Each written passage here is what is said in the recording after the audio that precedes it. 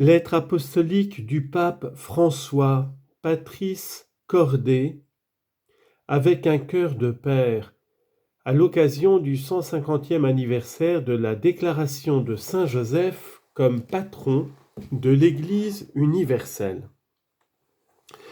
Avec un cœur de père, c'est ainsi que Joseph a aimé Jésus, qui est appelé dans les 4 évangiles le fils de Joseph. Les deux évangélistes qui ont mis en relief sa figure, Matthieu et Luc, racontent peu, mais bien suffisamment pour le faire comprendre, quel genre de père il a été et quelle mission lui a été confiée par la Providence. Nous savons qu'il était un humble charpentier. Matthieu chapitre 13 verset 55, promis en mariage à Marie. Matthieu 1, 18, Luc 1, 27. Un homme juste, Matthieu 1, 19. Toujours prêt à accomplir la volonté de Dieu manifestée dans sa loi. Luc chapitre 2, versets 22, 27 et 39. Et à travers 4 songes, Matthieu 1, 20, Matthieu 2, 13, 19 et 22. Après un long et fatigant voyage de Nazareth à Bethléem, il vit naître le Messie dans une étable, parce qu'ailleurs il n'y avait pas de place pour eux. Luc 2, 7. Il fut témoin de l'adoration des bergers. Luc chapitre 2, versets 8 à 20, et des mages. Matthieu chapitre 2, versets 1 à 12, qui représentaient respectivement le peuple d'Israël et les peuples païens. Il eut le courage d'assumer la paternité légale de Jésus, à qui il donna le nom révélé par l'ange. Tu lui donneras le nom de Jésus, car c'est lui qui sauvera son peuple de ses péchés. Matthieu chapitre 1, verset 21.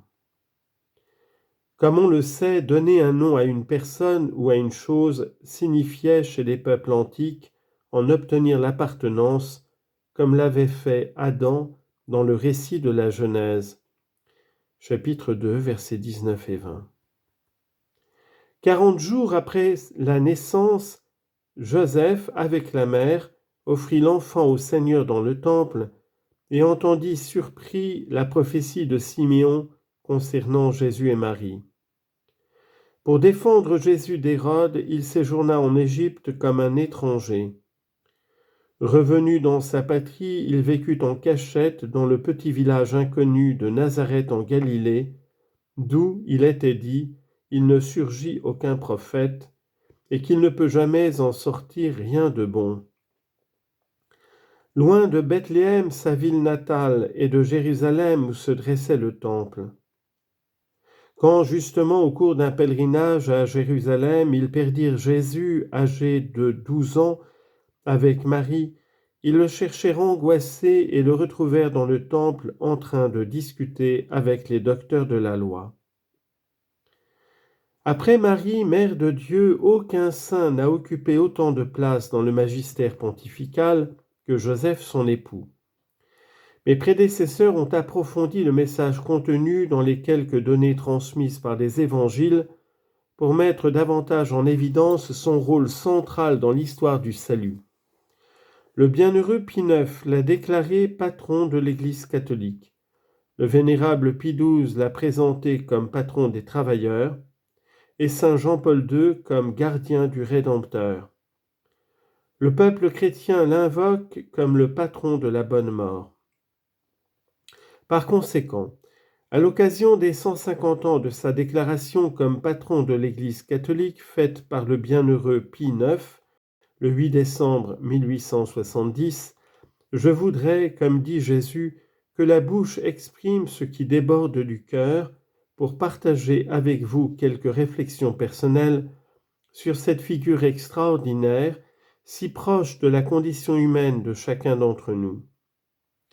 Ce désir a mûri au cours de ces mois de pandémie durant lesquels nous pouvons expérimenter, en pleine crise qui nous frappe, que nos vies sont tissées et soutenues par des personnes ordinaires souvent oubliées, qui ne font pas la une des journaux et des revues, ni n'apparaissent dans les grands défilés du dernier show, mais qui, sans aucun doute, sont en train d'écrire aujourd'hui les événements décisifs de notre histoire.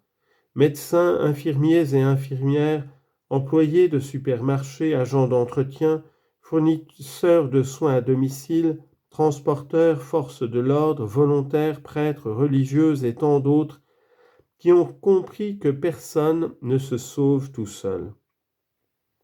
Que de personnes font preuve chaque jour de patience et insufflent l'espérance en veillant à ne pas créer la panique, mais la co-responsabilité. Que de pères, de mères, de grands-pères et de grands-mères que d'enseignants montrent à nos enfants par des gestes simples et quotidiens comment affronter et traverser une crise en réadaptant les habitudes, en levant le regard et en stimulant la prière.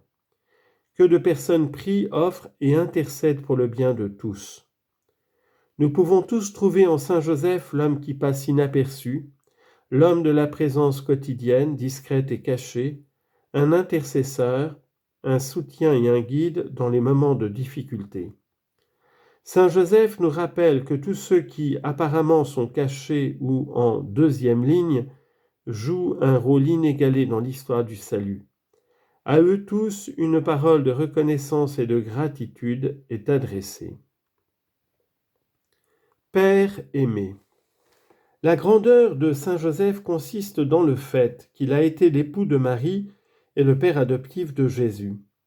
Comme tel, il se mit au service de tout le dessein salvifique, comme l'affirme saint Jean Chrysostome.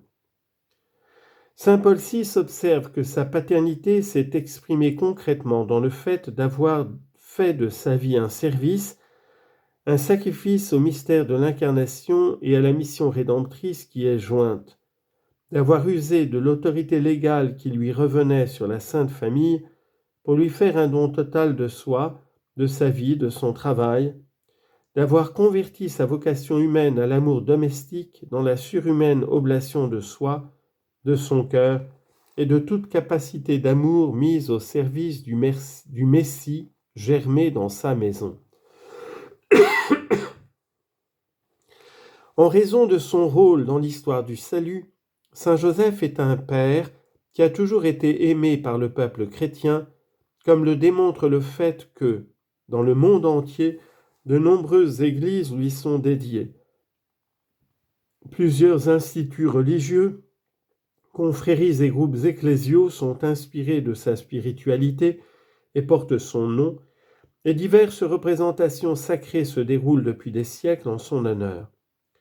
De nombreux saints et saintes ont été ses dévots passionnés, parmi lesquels sainte Thérèse d'Avila, qu'il adopta comme avocat et intercesseur, se recommandant beaucoup à lui et recevant toutes les grâces qu'elle lui demandait. Encouragée par son expérience, la sainte persuadait les autres à lui être dévots. Dans tout manuel de prière, on trouve des oraisons à Saint Joseph. Des invocations particulières lui sont adressées tous les mercredis, et spécialement durant le mois de mars qui lui est traditionnellement dédié. La confiance du peuple en Saint Joseph est résumée dans l'expression « ite ad Joseph », qui fait référence au temps de la famine en Égypte, quand les gens demandaient du pain au Pharaon, et il répondait « Allez trouver Joseph et faites ce qu'il vous dira ». Genèse chapitre 41, verset 55. Il s'agit de Joseph, le fils de Jacob, qui par jalousie avait été vendu par ses frères et qui, selon le récit biblique, est devenu par la suite vice-roi d'Égypte. En tant que descendant de David, la racine dont devait germer Jésus selon la promesse faite à David par le prophète Nathan, et comme époux de Marie de Nazareth, Saint Joseph est la charnière qui unit l'Ancien et le Nouveau Testament. Deuxièmement, Père dans la tendresse. Joseph a vu Jésus grandir jour après jour en sagesse, en taille et en grâce devant Dieu et devant les hommes. Tout comme le Seigneur avait fait avec Israël, il lui apprit à marcher en le tenant par la main. Il était pour lui comme un père qui soulève un nourrisson tout contre sa joue. Il se penchait vers lui pour lui donner à manger. Osée chapitre 11 versets 3 et 4. Jésus a vu en Joseph la tendresse de Dieu. Comme la tendresse du Père pour ses fils, la tendresse du Seigneur pour qui le craint. Psaume 103 verset 13.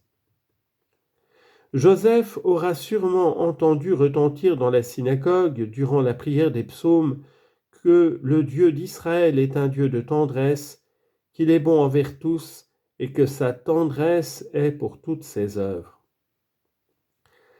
L'histoire du salut s'accomplit en espérant contre toute espérance, Romains 4, 18, à travers nos faiblesses.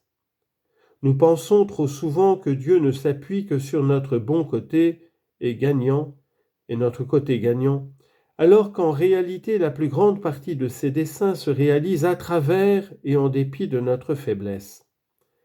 C'est ce qui fait dire à saint Paul, « Pour m'empêcher de me surestimer, j'ai reçu dans ma chair une écharde, un envoyé de Satan qui est là pour me gifler, pour empêcher que je me surestime. 3 fois j'ai prié le Seigneur de l'écarter de moi, mais il m'a déclaré, ma grâce te suffit, car ma puissance donne toute sa mesure dans la faiblesse. » 2 Corinthiens chapitre 12 versets 7 et 9. Si telle est la perspective de l'économie du salut, alors nous devons apprendre à accueillir notre faiblesse avec une profonde tendresse. Le malin nous pousse à regarder notre fragilité avec un jugement négatif. Au contraire, l'esprit la met en lumière avec tendresse. La tendresse est la meilleure manière de toucher ce qui est fragile en nous. Le fait de montrer du doigt et le jugement que nous utilisons à l'encontre des autres sont souvent un signe de l'incapacité à accueillir en nous notre propre faiblesse, notre propre fragilité.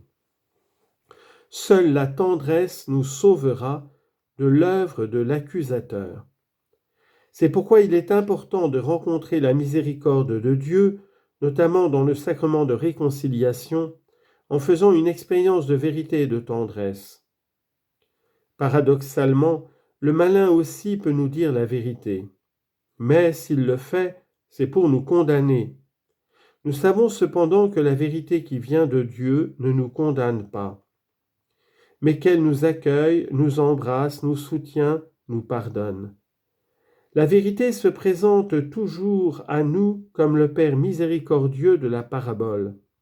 Elle vient à notre rencontre, nous redonne la dignité, nous remet debout, fait la fête pour nous, parce que mon fils que voilà était mort, et il est revenu à la vie, il était perdu, et il est retrouvé.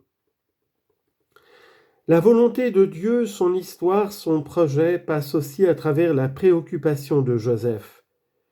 Joseph nous enseigne ainsi qu'avoir foi en Dieu comprend également le fait de croire qu'il peut agir en nous à travers nos peurs, nos fragilités, notre faiblesse. Et il nous enseigne que, dans les tempêtes de la vie, nous ne devons pas craindre de laisser à Dieu le gouvernail de notre bateau. Parfois, nous voudrions tout contrôler, mais lui regarde toujours plus loin.